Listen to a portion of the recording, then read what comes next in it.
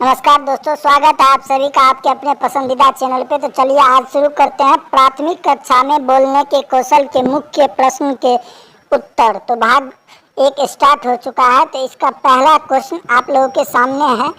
आपके अनुसार भाषा सीखने में बोलने के कौशल का क्या महत्व है? जो विकल्प आपको सही लगते हैं उनमें यानी टिक लगाना है और सबमिट करना है। तो इसमें आपको जितने भी ऑप्शन है, इस क्वेश्चन का तीनों ऑप्शन सभी विकल्प सही हैं। तो आप तीनों में टिक लगाकर सबमिट कर दे। तो अब चलते हैं सबमिट करने के बाद हम लोग अगले प्रश्न की ओर। तो अगला प्रश्न है जो कि स्लाइड नंबर 17 है। 17 नंबर स्लाइड में ये क्वेश्चन आता है। तो ये क्वेश्चन कारणों को सही परिस्थिति की ओर ड्रैग करके अपना जवाब सबमिट करें, यानी आपको उस कारण को ड्रैग करके उस ब्रैकेट में ले जाना है। तो आप उसमें जो है पहले परिस्थिति 1 के लिए आप ऑप्शन नंबर 3 यूज करेंगे और परिस्थिति 2 के लिए ऑप्शन नंबर 1 यूज करेंगे और परिस्थिति 3 के लिए आप विकल्प नंबर 2 उपयोग करेंगे। आप स्क्रीन में भी देख सकते हैं और हमने आपको बता भी दिया। उसके बाद आप सबमिट करें। सबमिट करने के साथ आप अगले प्रश्न की ओर चलेंगे। तो आप इस तरीके से आसानी से देख के भी कर सकते हैं और आपको स्क्रीन पर भी दिख रहा है। तो तीसरा प्रश्न है आपको, जो क्या आप सोच सकते हैं कि ऐसी स्थिति में जहां लड़कियों को घर में बोलने के लिए हतोत्साहित किया जाता है, यहाँ उन्हें कक्षा में बोलने के लिए कैसे प्रोत्साहित किया जाए? तो इसका विकल्प आप लोगों के सामने है। तो आपको इसमें से दूसरा, तीसरा और चौथे विकल्प को टिक करके सबमिट करना है। दूसरा, तीसरा और चौथे विकल्प को आप टिक कर सबमिट करेंगे। सबमिट करने के साथ चलिए दूसरे प्रश्न की ओर चलते हैं। दूसरा प्रश्न है, जिन बच्चों की स्कूल की भाषा घर की भाषा से अलग है, उन्हें भाषा की कक्षा में बोलने के लिए प्रेरित कैसे किया जाए? तो आप इसमें दूसरा और तीसरा विकल्प टिक कर सबमिट करें। दूसरा और तीसरा विकल्प सबमिट करें। अगला प्रश्न है आप लोगों के सामने, कक्षा में तुतलाने और हकलाने वाले बच्चों की मदद बोलने के कौशल को बढ़ाने में कैसे की जाए? तीसरा और चौथे विकल्प का चयन करें। ऑप्शन आप लोगों के सामने आ रहा है, आप देख सकते हैं। और इसमें आपको दूसरा, तीसरा और चौथे विकल्प का चयन करना है। उसके बाद आपको सबमिट करना है। तो मैं कर लेता हूं, आप भी इसी तरीके से कर लीजिए। आपको स्क्रीन पर भी दिख रहा होगा।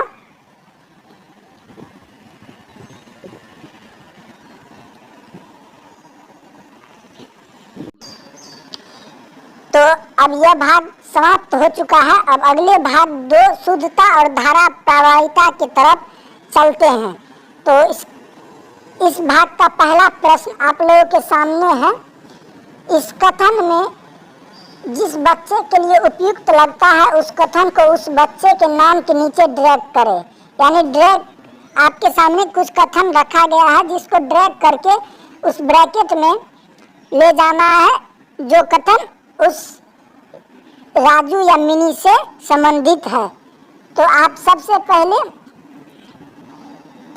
और तीसरे विकल्प, जो पहले नंबर में सबसे ऊपर और तीसरे नंबर में विकल्प है, वो आप मिनी के लिए उपयोग करेंगे। और बाकी के जो फिर बचे 2 और 4 हैं, दूसरे और चौथे विकल्प आप राजू के लिए उपयोग करेंगे। आप ऑप्शन भी देख सकते हैं आसानी से। इसको उपयोग करने के बाद आप सबमिट पर क्लिक करें और आपको यहाँ 100% सही उत्तर मिलेगा। आप चेक कर सकते हैं कहीं भी। उसके बाद आपको यहाँ है मिनी और राजू में किस बात में आपको बेहतर प्रभाव लगा, यहाँ मिनी आपको करना है। उसके बाद सबमिट करें। सबमिट करने के बाद आपको यहाँ पूछा कि किस अध्यापिका का अधिक ध्यान शुद्धता पर था? राजू की। यहाँ पे आपको राजू की टच करना है।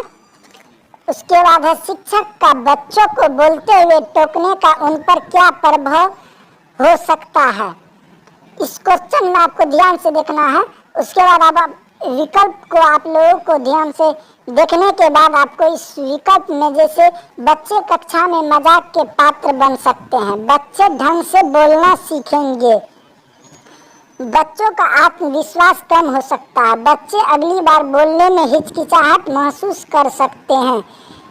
बच्चों को बोलते हुए परवाह टूट सकता है। तो इसमें आप लोगों को 1 3 4 5 यानी 1 3 4 5 वाले विकल्प को क्लिक कर सबमिट करें।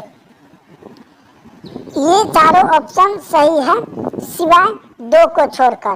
प्रश्न है, बच्चों को बोलते हुए आत्मविश्वास बढ़ाने के लिए शिक्षक क्या कर सकते हैं। पहला विकल्प है, बच्चों को यह एहसास करवाना कि बोलते हुए गलती करना ठीक है। शिक्षक बच्चों की बात को सम्मान दे, ना कि उसमें गलतियां ढूंढे। तीसरा विकल्प है, बच्चों की साझा की गई बातों को कक्षा में स्वीकृति मिले। और चौथा विकल्प है, कुछ इस तरह के विषयों की बात की जाए जिनमें बच्चों अपने विचार, अनुभव आदि को साझा करने का मौका मिले। तो इसमें आपको सभी विकल्प को टिक करके सबमिट करना है। सभी विकल्प सही हैं। तो अगला प्रश्न आप लोगों के सामने है, आपके अनुसार दिखाओ और बताओ गतिविधियों के क्या फायदे हो सकते हैं। सबके सामने अपनी बात कहने का आत्मविश्वास मिलेगा, स्वतंत्र अभिव्यक्ति के अवसर मिलेंगे, एक दूसरे की बात सुनने के मौके मिलेंगे, एक दूसरे से उनकी प्रस्तुति के बारे में प्रश्न पूछने के मौके मिलेंगे। तो इनमें भी आपको सभी विकल्प को टिक कर सबमिट करना है, यानी 1 2 3 4 सभी विकल्प सही हैं।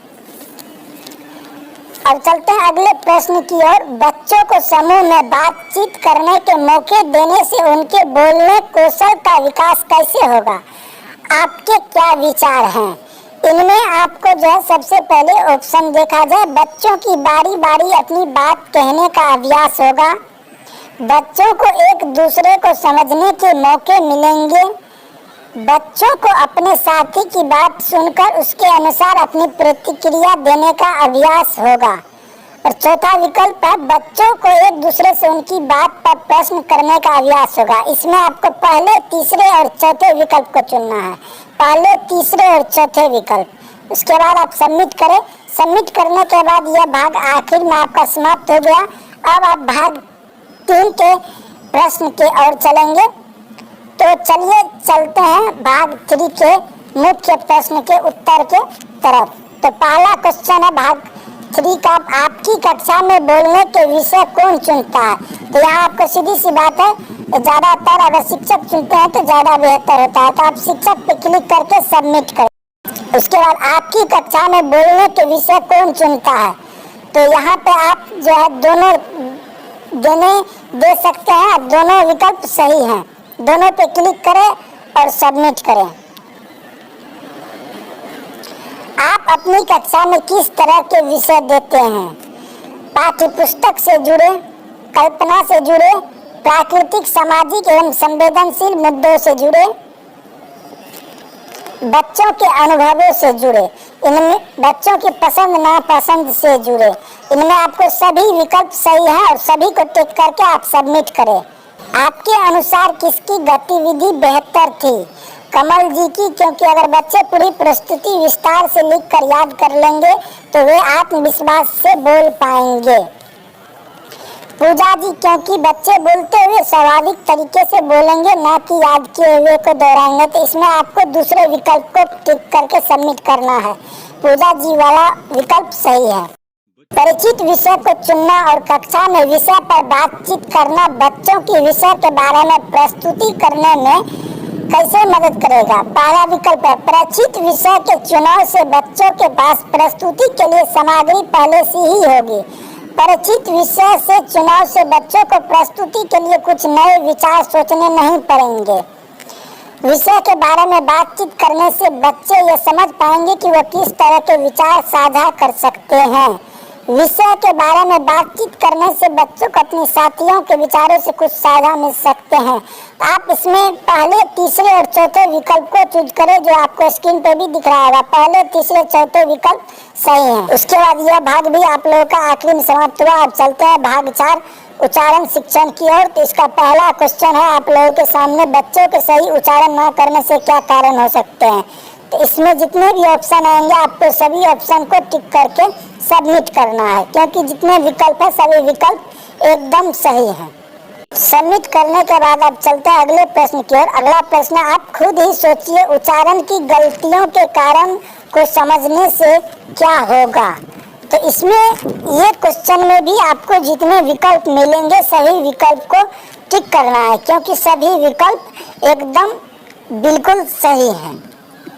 तो अगला प्रश्न है, प्राथमिक कक्षाओं में बच्चों को ठीक उच्चारण सिखाने के लिए क्या क्या करना सही रहेगा। बच्चों की बात को सही उच्चारण के साथ दोबारा कहना, बच्चे को बोलते हुए रोककर उसके उच्चारण को सही कराना, बच्चों के उच्चारण की गलतियों को नज़रअंदाज करना, बच्चों को सही उच्चारण सुनने के मौके देना, सही उच्चारण सीखने के लिए कुछ गतिविधियां और खेल करवाना। तो इसमें आपको पहले, चौथे और पांचवें विकल्प को चुनना है। पहले, चौथे और पांचवें विकल्प को चुनना है, क्योंकि 1, 4 और 5 नंबर वाले विकल्प सही हैं। उसके बाद आप सबमिट करें। इसका अगला प्रश्न है, बच्चों को भाषा के सही उच्चारण का अनुभव देने के लिए और क्या किया जा सकता है। रिकॉर्डेड कविता, गाना या लोकगीत, बच्चों को गाना सुनाया जा सकता है। इसमें जितने भी विकल्प आप लोगों के सामने हैं सभी विकल्प को आप टिक करके सबमिट करें, क्योंकि सभी विकल्प बिल्कुल सही हैं। तो सभी को टिक कर आप सबमिट करें। और चलिए चलते हैं अगले प्रश्न की ओर। तो अगला प्रश्न है, बच्चों इस गतिविधि से उच्चारण कैसे सीख पाएंगे। तो पहला ऑप्शन है, बच्चों नए नए शब्द और उनके अर्थ सीख पाएंगे। बच्चे शब्दों को ध्यान से सुनेंगे और उच्चारण पर ध्यान देंगे। बच्चे ध्वनियों में अंतर कर पाएंगे। इसमें आपको दूसरे और तीसरे विकल्प को टिक कर सबमिट करना है, क्योंकि दूसरे और तीसरे विकल्प सही हैं। बोलने से जुड़ी विशेषताओं और वक्ताओं से आपको किनका क्या सही है ये आपको टिक करना है। तो आप पहले वाले में सपाट आवाज होना में अभिषेक पे टिक करेंगे, बाकी के आप पहले वाले चंचल को छोड़कर बाकी के चारों चंचल को टिक कर देंगे।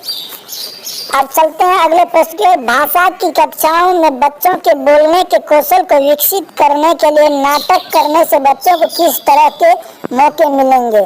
तो इसमें आप विकल्प देख सकते हैं, और इस विकल्प में से आपको जो है जितने भी विकल्प है सभी विकल्प को टिक करके सबमिट करना है, क्योंकि जितने विकल्प आपके सामने हैं सभी विकल्प बिल्कुल सही हैं।